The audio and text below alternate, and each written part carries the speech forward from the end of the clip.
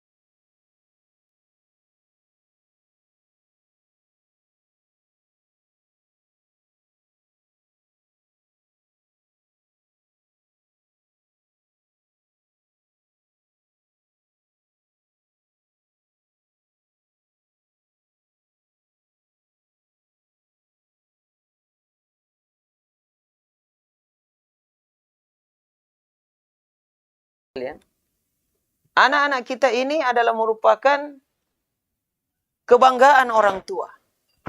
Jadi bimbinglah, binalah anak-anak kita dengan sebaik-baiknya.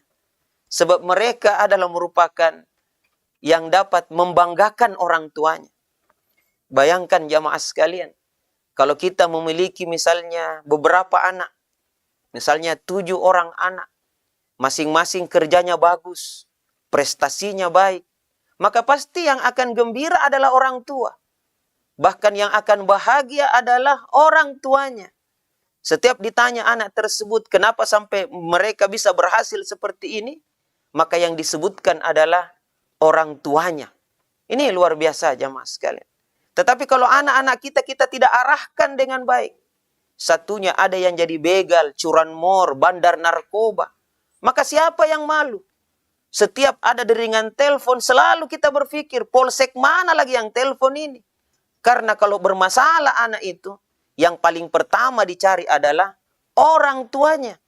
Jangankan bermasalah di masyarakat. Tukang bolos saja di sekolah, yang dipanggil guru BP adalah orang tuanya. Makanya, di sini pentingnya kita membina, mengarahkan anak kita. Anak itu sumber kebahagiaan bagi orang tua di dunia ini. Kalau dia perhatian betul terhadap pembinaan anak-anak mereka, maka insya Allah anak itu akan menjadi kebanggaan orang tua. Bahkan begitu banyak orang tua yang tidak terkenal. Mungkin diremehkan di masyarakat. Tapi dia bimbing, bina, arahkan anaknya dengan baik. Untuk mendapatkan pendidikan yang terbaik. Dengan usaha yang sangat keras. Anaknya ada yang menjadi rektor misalnya. Ada yang menjadi gubernur. Ada yang menjadi menteri. Maka dia akan mengangkat derajat daripada keluarga.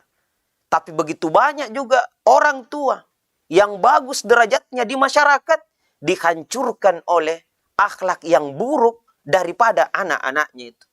7 turunan bagus keluarga, nama baiknya bagus. Namun sayang, ada anak, minta maaf ini, yang hamil misalnya di luar nikah. Maka hancur leburlah seluruh daripada nama baik keluarga tersebut. Inilah kenapa sampai penting kita membina mereka. Mengarahkan mereka agar supaya menjadi generasi harapan. Kemudian alasan yang ketiga jamaah sekalian adalah agar supaya kita ini orang tua bisa selamat dari azab api neraka. Demikian pula anak-anak kita. Allah Subhanahu wa taala tidak mewajibkan orang tua untuk menjadikan anaknya menjadi seorang dokter. Ini misalnya saja. Minta maaf. Allah Subhanahu wa taala tidak mewajibkan orang tua untuk menjadikan anaknya menjadi seorang gubernur, guru, insinyur, dan lain sebagainya. Allah tidak wajibkan itu. Tapi yang Allah wajibkan bagi semua orang tua adalah bagaimana mereka itu mampu untuk menjaga dirinya. Demikian pula menjaga keluarganya, termasuk anak-anaknya dijaga dengan baik, agar supaya nanti di akhirat selamat dari azab api neraka. Inilah sebenarnya visi kita berumah tangga. Visi kita untuk membina anak-anak kita. Makanya kita sebagai orang tua atau sebagai seorang guru, kita habiskan waktu, tenaga kita, biaya kita di dunia ini untuk membimbing, membina, mengarahkan mereka. Tujuan utamanya adalah agar supaya nanti di akhirat mereka selamat dari azab api neraka. Kalau mereka berbaik-baik di dunia, berakhlak yang mulia, ilmunya juga bagus, kemudian akhlaknya kepada manusia baik, dan juga termotivasi untuk bagaimana membaikkan dan bermanfaat untuk sekitarnya, maka yakinlah, selain dia akan menjadi kebanggaan orang tua, generasi masa depan, juga nanti di akhirat dapat selamat dari azab api neraka. Jamaah sekalian yang sama berbahagia. Kemudian alasan berikutnya adalah kita inginkanlah keluarga kita. Bukan hanya kita berjumpa di dunia ini, tetapi nanti di akhirat kelak kita akan dipertemukan di dalam syurganya. Allah Subhanahu wa taala berfirman, "Walladzina amanu wattaba'atkum dzurriyyatuhum biimanin alhaqna bihim dzurriyyatahum." Dan orang-orang yang beriman dan yang anak cucu mereka mengikuti mereka dalam keimanan, kami pertemukan mereka dengan anak cucu mereka di dalam syurga. Kita ingin reuni di syurga bersama dengan anak-anak kita. Kita tidak inginkan anak kita ada yang tercebur masuk ke dalam neraka, jamaah sekalian. Kita inginkan pertemuan yang indah di dunia bersama dengan istri dan anak-anak kita. Semuanya itu juga bisa kumpul nanti di akhirat di dalam syurganya. Jamaah sekalian yang sama berbahagia, di dalam Al-Quran Allah Subhanahu wa taala itu menyebutkan sebenarnya bagaimana kedudukan anak itu. Ya, anak itu bisa menjadi nikmat, anak itu bisa menjadi ujian, dan anak itu adalah merupakan amanah dari Allah Subhanahu wa taala. Anak bisa menjadi nikmat dari Allah. Dan anak juga itu bisa menjadi ujian. Bukan hanya harta bisa menjadi ujian, tapi juga anak bisa menjadi ujian. Tetapi perlu untuk kita lewati ujian-ujian ini. Karena anak adalah merupakan amanah. Pun di dalam Al-Quran, generasi itu ada dua. Ada generasi terbaik dan ada generasi yang buruk. Jadi generasi kita yang kita harapkan menjadi generasi terbaik, tapi ada juga generasi berikutnya, ada generasi yang buruk. Siapakah generasi terbaik itu? Siapakah generasi harapan yang terbaik itu? Allah Subhanahu wa taala menyebutkan dalam Quran surah Al-Maidah, ya, di ayat yang ke-54 sebagaimana yang ditampilkan di layar ini. Kemudian yang kedua, ada juga generasi terburuk. Generasi terbaik pasti kita harapkan. Tetapi bisa juga yang tampil adalah generasi yang buruk. Siapakah generasi yang buruk itu? Apakah yang lemah ilmunya? Apakah yang kurang finansialnya? Rupanya di dalam Al-Quran di surah Maryam, di ayat yang ke-59, Allah Subhanahu wa taala menyebutkan ciri generasi yang buruk itu. Bahkan disebutkan indikator generasi yang buruk itu. Siapakah itu? Fakhalafa min ba'dihim khalfun adaa'us shalah wattaba'us syahwat fasawfa yalqauna ghayya. Maka datanglah sesudah mereka pengganti yang jelek, generasi yang buruk, yang menyia-nyiakan salat dan memperturutkan hawa nafsu. Maka mereka kelak akan menemui kesesatan. Inilah dua indikator Bapak Ibu sekalian, para pemirsa yang mulia, indikator generasi yang buruk. Yang pertama adalah menyia-nyiakan sholat. Kemudian yang kedua memperturutkan hawa nafsu. Maka pantaslah kalau Rasulullah itu menyuruh kita orang tua, ajari anakmu sholat 7 tahun. Karena kalau 10 tahun tidak sholat, disuruh kita untuk pukul dia. Kenapa demikian? Begitu kerasnya yang namanya, tegasnya yang namanya pendidikan sholat ini. Karena dia adalah merupakan indikator baik buruknya generasi kita. Baik buruknya anak kita.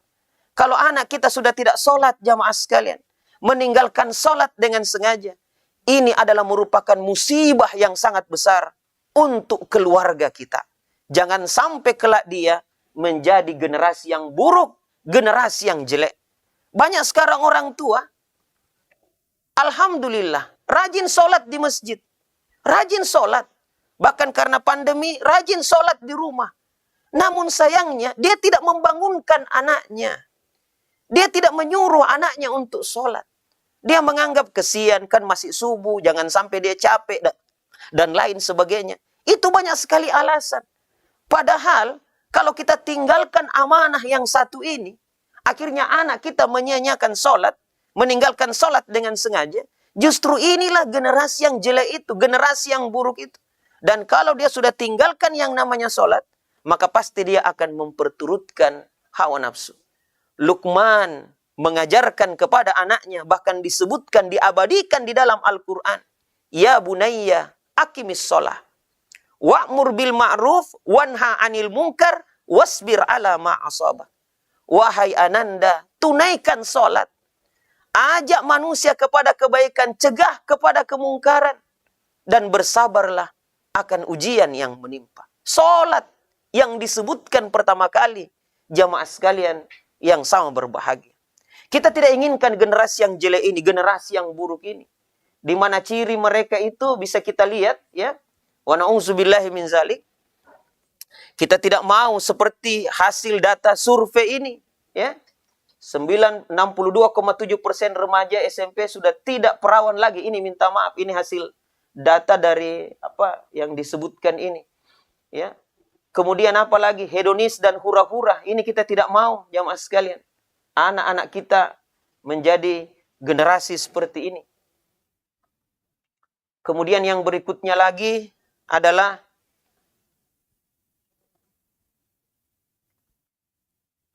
hedonis, hura-hura. Ya, kita tidak ingin anak-anak kita seperti ini. Apalagi krisis jati diri. Nauzubillahi min zalik. Saya yakin tidak ada orang tua ingin anaknya seperti ini. Bagaimana mungkin mereka akan menjadi generasi masa depan kalau terjadi seperti ini atau berpecah belah. sering tawuran, perkelahian, yang harusnya masa mudanya diisi dengan belajar, dengan ilmu pengetahuan, menanam sejak dini, agar supaya di masa depan dia mampu untuk memetiknya. Kalau dia habiskan waktu-waktu mereka untuk hura-hura, pesta pora, hedonis, kemudian apalagi bergaul dengan pergaulan yang tidak terarah, ditambah lagi dengan perpecahan, ya ini yang marak lagi rokok, miras, narkoba misalnya. Nauzubillah min zalik. Bahkan ini bisa menghancurkan generasi. Ada 3 yang menjadi musuh daripada bangsa kita selain teroris, korupsi, adalah narkoba, jamaah sekalian. Karena ini juga yang banyak membunuh para remaja kita akhir-akhir ini. Nah, jamaah sekalian yang sangat berbahagia, amanah untuk orang tua. Jangan meninggalkan generasi yang lemah. Jangan meninggalkan generasi yang lemah. Wal yakhshalladzina law taraku min khalfihim dzurriyyatan di'afan. Dan hendaklah takut kepada Allah orang-orang yang seandainya meninggalkan di belakang mereka anak-anak yang lemah. Anak-anak yang lemah. Siapakah anak-anak yang lemah itu, jamaah sekalian? Anak-anak yang lemah itu adalah lemah imannya, lemah ilmunya, dan lemah akhlaknya. Ini kita tidak inginkan. Meninggalkan generasi-generasi yang buruk, generasi-generasi yang lemah. Maka perlu untuk kita usahakan adanya pembinaan-pembinaan yang terbaik untuk anak-anak kita. Jamaah sekalian yang sangat berbahagia, di sini kita akan menyebutkan ya, ada 9 kiat di dalam membentuk generasi harapan. Ada 9 kiat yang perlu sebagai orang tua, perlu untuk kita cermati bersama di dalam membentuk generasi harapan, generasi terbaik ini. Karena saya yakin setiap orang tua pasti menginginkan anak-anaknya menjadi anak-anak yang terbaik. Menjadi kebanggaan orang tua. Menjadi pemimpin di masa depan. Bahkan nantinya di akhirat kelak selamat dari azab api neraka. Bahkan kita sebagai orang tua menginginkan pula agar supaya kebaikan yang kita lakukan sewaktu kita hidup di dunia itu dilanjutkan atau dilestarikan oleh anak-anak kita. Selama kita hidup di dunia, jamaah sekalian, masih bisa kita sholat dapat pahala. Masih bisa kita mengaji dapat pahala. Dan seterusnya. Tapi kalau sudah meninggal dunia, tidak ada lagi yang mampu untuk kita lakukan amalan-amalan tersebut. Karena kita sudah meninggal dunia. Maka terputuslah amal kita. Kata Rasulullah, "Idza matal insan inqata amaluhu illa min salas." Jika meninggal manusia, maka akan terputuslah hubungannya dengan dunia kecuali 3. Ada rupanya 3 yang tidak putus. Walaupun jasad kita sudah berkalang dengan tanah.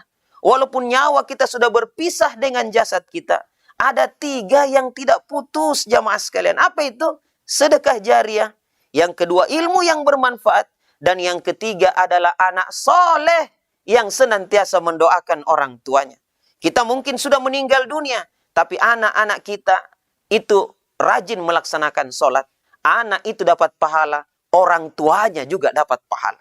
Kita mungkin sudah meninggal dunia, tidak bisa lagi mengaji. Tetapi anak kita rajin membaca Al-Quran. Bahkan dia adalah merupakan anak yang hafiz Quran, penghafal Quran. Tidak ada harinya kecuali dia habiskan dengan lantunan-lantunan ayat-ayat suci Al-Quran. Setiap huruf yang dia baca 10 pahalanya. Dan orang tuanya pun akan mendapatkan pahala yang berkelimpahan itu. Dia mendapatkan pensiunan pahala daripada anak-anaknya itu. Namun, untuk mencetak atau menjadikan anak-anak kita bisa menjadi generasi harapan, generasi terbaik ini, bahkan melanjutkan pahala bagi orang tuanya, tidak semudah membalikkan telapak tangan. Perlu ada usaha, upaya yang sangat keras dari orang tua, dari pembimbing, pembina, atau dari para guru untuk mencetak generasi-generasi terbaik ini. Nah, 9 poin inilah yang insya Allah kalau kita bisa cermati dengan baik, bahkan bisa kita amalkan dengan baik dalam pembinaan anak-anak kita, maka insya Allah generasi harapan, generasi terbaik itu, insya Allah akan terwujud.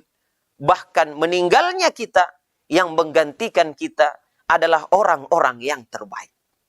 Apakah 9 kiat membentuk generasi harapan itu? Yang pertama, jamaah sekalian yang sangat berbahagia, ini yang perlu dan ini menjadi kaidah di awal, kaidah pertama dari pertemuan kita ini. Apa itu? Yang pertama adalah menerima kehadirannya. Ini paling penting bagi orang tua. Menerima kehadirannya.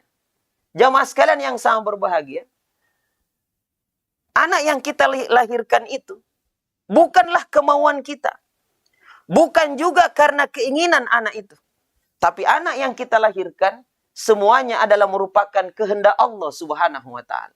Bukan kemauan kita, tetapi semuanya adalah karena takdir Allah Subhanahu wa taala. Makanya penting sekali untuk kita pahami poin yang pertama ini, menerima kehadirannya. Jadi anak-anak yang kita lahirkan, anak-anak yang merupakan nikmat dari Allah yang kita dapatkan ini, terima dia apa adanya. Lebih dan kurangnya mohon dimaafkan. Harusnya kita begitu sebagai orang tua. Tapi anakku cacat Ustadz, anakku begini Ustadz, tidak sama dengan anak-anak yang lain. Jangan kita berpikir seperti itu. Setiap anak yang lahir, semuanya adalah merupakan produk berhasil, bukan produk gagal. Buktinya apa? Allah berfirman, laqad khalaqnal insana fi ahsani taqwim. Sungguh kami telah menciptakan manusia itu dalam sebaik-baik bentuk. Jadi anak-anak yang terlahir itu adalah merupakan produk berhasil, bukan produk gagal. Jadi terima dia, terima kehadirannya apa adanya. Ayatnya itu jelas ya dalam Al-Quran, bisa kita lihat di surah Asy-Syura 42 ayat 49. Lillahi mulku samawati wal ard. Yakhluqu ma yasha, yahabu liman yasha'u inasa wa yahabu liman yasha'u dzukura.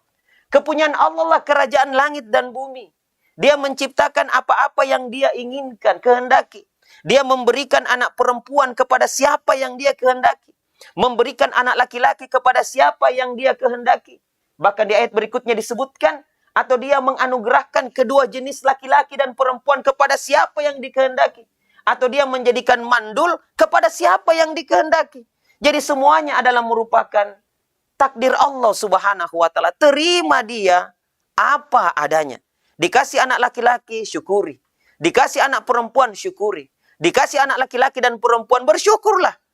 Bahkan mandul pun perlu juga untuk bersyukur. Mandul artinya tidak punya anak.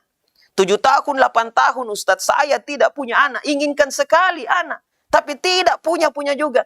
Ini adalah merupakan nikmat dari Allah. Kita hanya sekedar berusaha, yang menentukan adalah Allah Subhanahu wa taala. Tidak usah khawatir, tidak usah kecewa kalau masih belum punya anak. Tidak usah, tapi tetap saja berusaha. Ada yang datang mengeluh, Ustadz, saya belum punya anak, sudah 10 tahun saya menikah. Saya katakan apa? Anggaplah itu bulan madu yang diperpanjang. Tapi panjang sekali Ustadz. Ya, 10 tahun tidak punya anak. Kami inginkan juga anak. Saya bilang bersyukurlah Anda karena belum punya anak. Akhirnya berangkat belanja, pergi ke mall bersama dengan istri, pegangan tangan, bebas. Bebas melihat kemana-mana. Bahkan pergi rekreasi misalnya ke pantai, ke gunung dan lain sebagainya. Indah sekali. Bahkan seakan-akan bulan madu bersama itu. Tapi coba bandingkan dengan teman yang punya anak 4. Yang masih kecil-kecil semuanya. Berangkat pergi ke mall mau belanja. Tak bentang kemana-mana itu anak. Lari ke sana kemari. Bagaimana bingungnya? Bagaimana caranya bisa menikmati mall? Dengan anak-anak yang berkeliaran kemana-mana. Pergi lagi rekreasi ke pantai. Baru naik mobil sudah bertengkar anak-anak di atas mobil.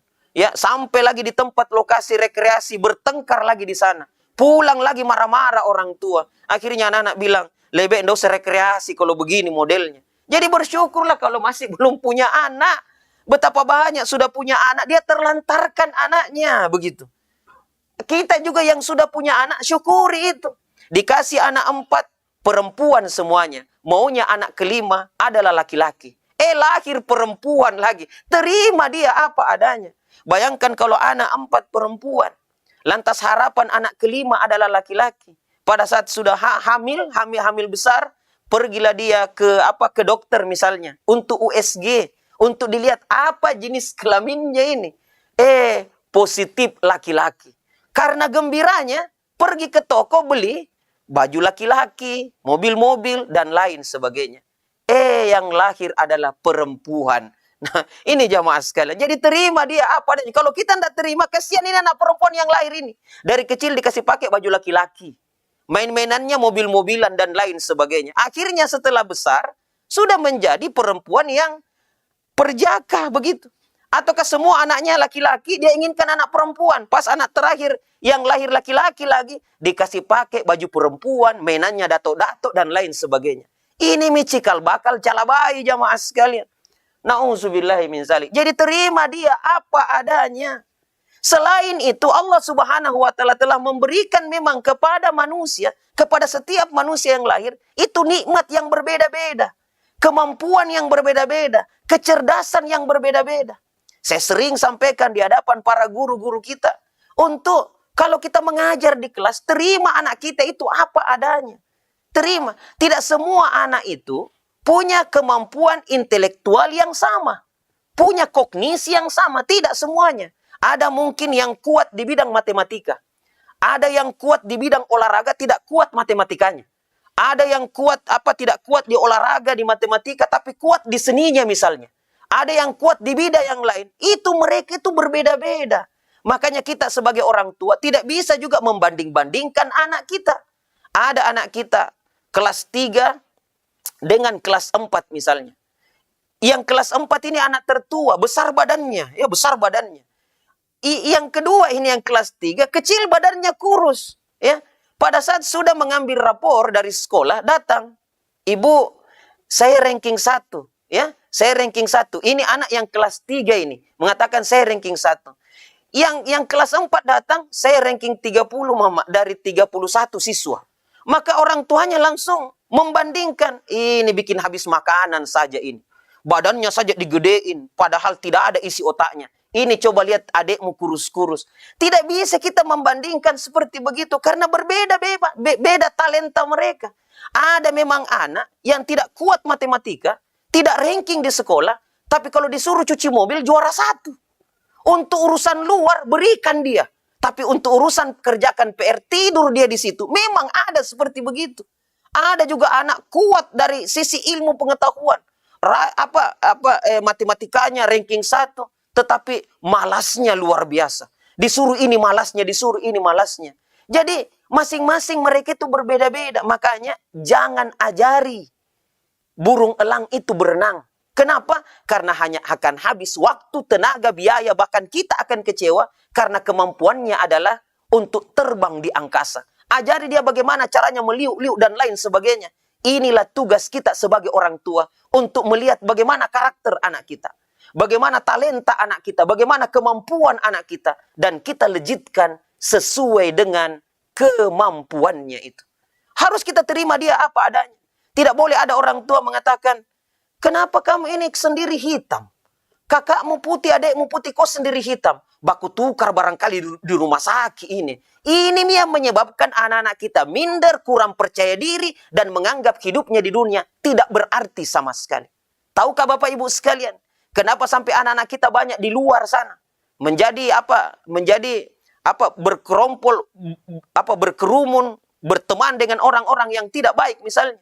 Menjadi anak-anak yang tidak terurus dan lain sebagainya. Karena mungkin di dalam rumahnya dia tidak diterima apa adanya.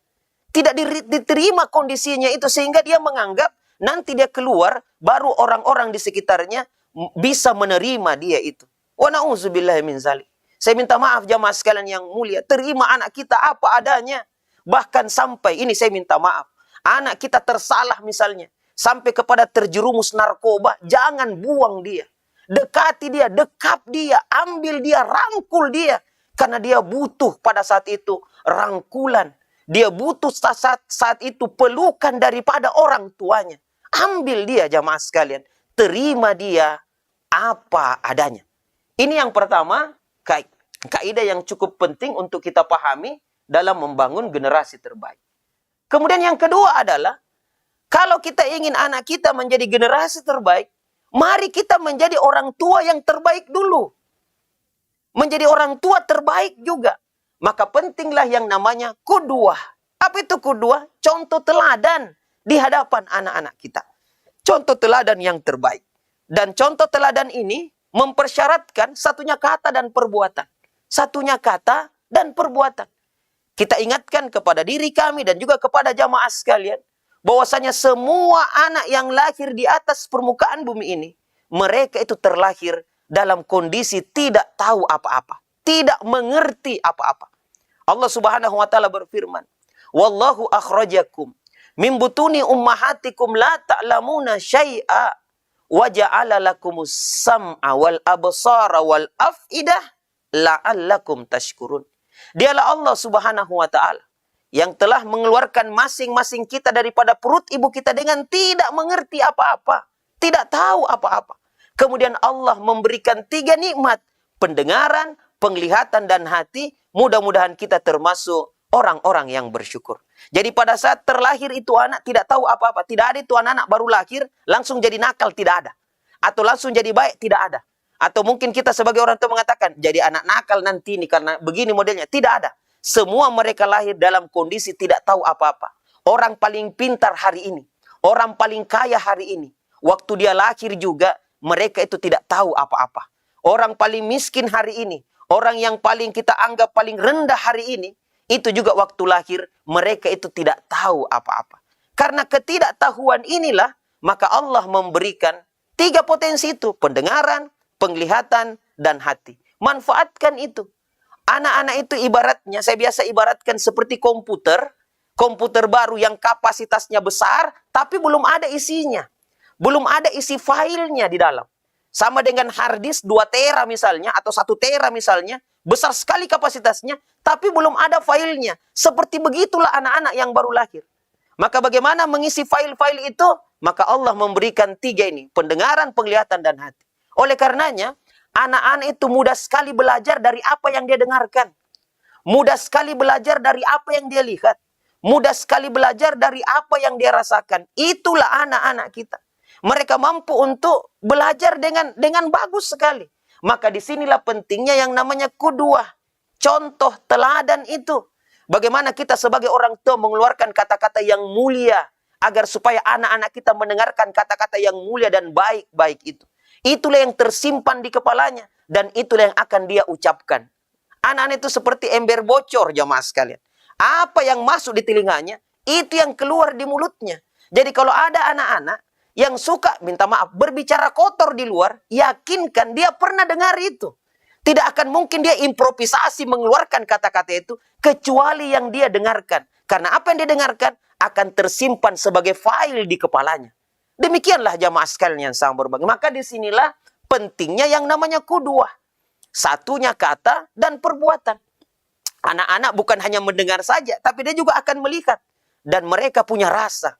Kok bisa? Yang dia suruh berbeda dengan yang dia lakukan. Pasti akan ada penentangan. Makanya dalam Al-Quran, Allah Subhanahu wa Ta'ala memberikan kepada kita petunjuk sebagai orang tua, sebagai guru, sebagai pendidik, sebagai public figure, tokoh masyarakat. Hati-hati kita ini. Karena ada yang menonton kita, ada yang mendengarkan kita. Allah Subhanahu wa Ta'ala berfirman, "Ya ayyuhalladzina amanu, lima taquluna ma la taf'alun. Kabura maktan indallah antakulu ma la taf'alun." Wahai orang-orang yang beriman, kenapa kamu katakan apa yang tidak kamu perbuat? Betapa besar murka Allah, apa yang kamu katakan lantas tidak kamu laksanakan. Ini yang perlu untuk kita berhati-hati. Jamaah sekalian yang sangat berbahagia, qudwah, contoh teladan. Kalau kita ingin anak kita rajin sholat, maka yang paling pertama rajin sholat adalah orang tuanya. Kalau kita ingin anak kita rajin mengaji, maka yang paling pertama rajin mengaji adalah orang tuanya. Kalau kita ingin kata-kata yang keluar dari lisan anak-anak kita, kata-kata yang mulia, kata-kata yang baik, maka perdengarkanlah juga dia kata-kata yang terbaik. Yang merusak anak kita hari ini adalah dalam psikologi itu, pendidikan itu disebutkan split personality, kepribadian yang terpecah. Ilmu di satu sisi, kenyataan di sisi yang lain. Ini yang biasa terjadi di sekolah. Mengapa sampai anak-anak ya kurang taat dengan aturan, atau di rumah juga kurang taat dengan aturan? Karena orang yang menyebutkan aturan itu justru dia sendiri yang pertama kali melanggarnya. Ini saya minta maaf, saya berikan contoh. Karena kami di dunia pendidikan, di sekolah biasanya ditulis itu no smoking, dilarang merokok. Ya, bahkan kita hukum berat anak-anak yang merokok. Tapi bagaimana caranya anak-anak itu tidak merokok? Ya, sambil ada rokok di tangan daripada guru, dia sampaikan di depan anak-anak. Awas ya kalau kau merokok, saya hukum kamu. Ini kan yang menyebabkan anak-anak bingung, yang manakah yang benar? Yang dia ucapkan atau yang dia lakukan? Ini yang paling banyak terjadi, jamaah sekalian yang sangat berbahagia. Maka kalau kita ingin generasi kita generasi terbaik, satukan kata dan perbuatan kita. Ah, itu ya. Kemudian yang berikutnya, mari didik anak-anak kita dengan cinta. Mari kita mencintainya. Selain kita terima dia apa adanya, kemudian kita menjadi contoh terbaik di hadapan anak-anak kita. Mulai dari dia baru lahir, kita menjadi contoh yang terbaik. Ada ungkapan yang menyebutkan, didiklah anakmu 25 tahun sebelum dia lahir. Misalnya begitu. Ini artinya apa? Perbaiki dulu diri kita. Kemudian pada saat kita punya anak, maka kita pun akan memperbaiki anak-anak kita. Nah, selain itu dengan cinta jamaah sekalian, mari kita mencintainya. Kebutuhan anak itu ada dua. Ada fisik, ada psikis, ya. Maka jangan hanya fisiknya saja kita penuhi kebutuhannya, tapi psikis kejiwaan juga dia sangat butuh, gitu. Bukan hanya sekedar uang saja, SPP, uang jajan dan lain sebagainya, itu juga butuh anak-anak. Tetapi psikis kejiwaan mereka juga sangat dambakan dan harapkan. Baik jamaah sekalian, bentuk-bentuk cinta yang diharapkan anak apa? Ucapan-ucapan. Ucapan sayang, ya, ananda. Kata-kata baiklah di mulut kita. Apalagi perkataan lemah lembut. Ini yang diharapkan anak-anak kita. Senyum dengan wajah yang cerah. Ya, kemudian apalagi ciuman dan pelukan kasih sayang. Bermain bersama-sama dengan dia. Ada waktu-waktu yang kita berikan kepadanya untuk bermain-main dan bercanda dengannya. Hadir di waktu yang berharga. Kapan itu? Di waktu anak sedih, kita hadir menemaninya. Dapat berapa tadi nak matematika? Dapat 2, Ibu. Aduh, langsung kita habiskan waktu untuk mencaci maki anak. Begitu nih kalau suka main gadget, main game. Maka itu yang kita berikan kepadanya. Tapi coba kalau kita anak dalam keadaan sedih. Dia pulang sudah belajar dengan sungguh-sungguh. Mendapatkan nilai 2 matematika. Pas pulang, dia sampaikan itu, kita katakan, tidak apa-apa nak. Justru kamu hebat. Kaget itu anak. Kok bisa dapat 2 hebat? Kenapa tidak hebat nak? Saya dulu waktu seusia dengan kamu. Waktu kelasnya sama dengan kamu, nak Ananda ini. Saya ini dapat 1 nak. Bagus, kamu dapat 2. Saya dapat 1. Dan karena saya lihat teman-teman saya belajar. Dan saya juga harus belajar. Kok bisa dapat 10? Saya tidak. Sama kita bayar uang sekolah. Sama kita belajar. Sama gurunya. Kok bisa dapat 10? Saya tidak. Makanya ibu belajar dengan sungguh-sungguh. Akhirnya bisa juga dapat 10. Kamu nak kalau belajar juga dengan sungguh-sungguh. Bukan hanya dapat 10, dapat 12. Kenapa? Bayangkan ya. Kau belajar dengan bagus. Ya. 2 kan sekarang. Kau belajar dengan bagus dapat 10. Jadi dapat 12. Ini jamaah sekalian. Jadi kita motivasi anak kita. Jangan hanya sekedar marah-marah saja. Bahkan menuding ini dan itu. Karena banyak penyebab. Kenapa sampai anak kita seperti itu. Apalagi dalam kondisi sakit misalnya. Kita berada di sampingnya. Ini juga anak-anak sangat butuh. Demikian pula kalau dia unjuk prestasi. Hadirlah di situ. Berapa banyak anak-anak yang kecewa. Anak ini berprestasi di sekolah tapi tidak ada orang tuanya hadir di situ. Bahkan foto-foto di situ. Tidak ada jamaah sekalian. Dan ini yang menyebabkan anak itu bisa menjadi kecewa. Apalagi ini. Memberikan hadiah kepadanya. Ini tidak apa-apa kasih hadiah. Tapi jangan dijanji. Karena anak itu ingat terus kalau dijanji. Ya, dia ingat sampai mati itu. Saya janji nak ya, kalau kau berhasil puasa 1 bulan, sepatu roda kau dapat. Pas dia berhasil puasa 1 bulan, mana sepatu roda? Aduh nak, krisis moneter. Harga-harga naik nak, tidak bisa nak. Jangankan untuk beli sepatu roda. Untuk bayar zakat fitri saja tidak mampu nak, mama. Bapak juga tidak mampu. Anak-anak ingat terus itu. Tahun depan kita janji lagi. Kalian ini anak-anakku, kalau berhasil puasa, kalian akan dapat sepeda. Ini kakak langsung sindir adiknya. Ndak usah dengarkan. Cukuplah saya jadi korbannya, gitu. Cukuplah saya jadi korbannya. Karena tahun lalu belum ditunaikan, sekarang kita janji lagi. Maka janjilah untuk dapat hadiah, tapi jangan disebutkan apa jenis hadiahnya. Supaya kita tidak tertarung di kaki kita sendiri. Memberikan rahasia. Yang paling penting juga adalah mendoakannya. Nabiullah Ibrahim alaihissalam kenapa mampu mendidik dengan baik Nabi Sulaim anaknya Ismail ya dididik dengan baik padahal beliau dipisahkan oleh jarak yang sangat jauh. Ismail diasuh oleh ibundanya tercinta tapi kenapa bisa menghasilkan anak yang terbaik? Karena ayah Ibrahim alaihissalam jamaah sekalian ayah daripada Ismail itu mendoakan anaknya untuk menjadi anak yang soleh. Rabbi habli minas solihin. Ya Allah, jadikanlah keturunanku keturunan yang soleh. Bahkan doa beliau bukan hanya untuk anaknya, bahkan untuk cucu-cucunya. Jadi doa-doa kita jamaah sekalian, boleh jadi kita menjadi anak-anak yang baik hari ini. Rajin ibadah kepada Allah, beriman dan bertakwa. Ini berkat doa-doa daripada nenek-nenek kita. Kebaikan daripada orang-orang tua kita dulu yang mendoakan kebaikan untuk anak cucu mereka. Ini jamaah sekalian yang sangat berbahagia, para pemirsa yang mulia, beberapa hal ada baru 3 yang kita ungkapkan ya, padahal ada 9 kiat yang perlu untuk kita sampaikan.